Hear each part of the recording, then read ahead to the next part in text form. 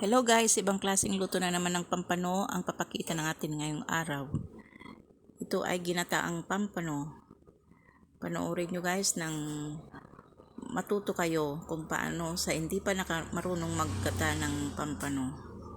Ito yung mga sangkap guys. Bawang sibuyas, luya, bell pepper, yung pichay, saka yung gata. Yung pampano guys ay prinito ko na. Ngayon naman ay magigisa na tayo.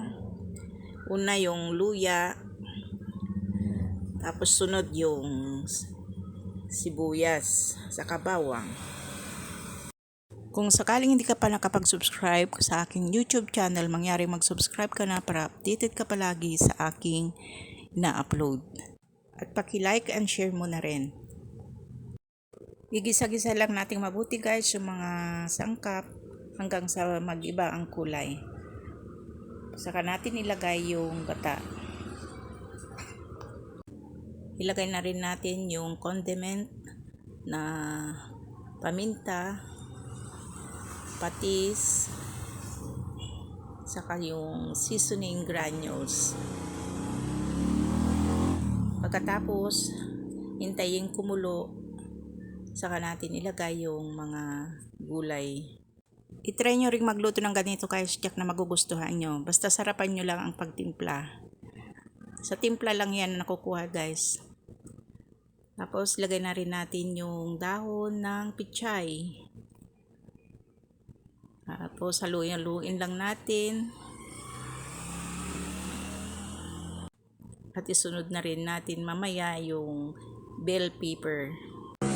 First time ko lang magluto ng ganito guys. Itrinay ko lang kung masarap manggatahan itong pampano.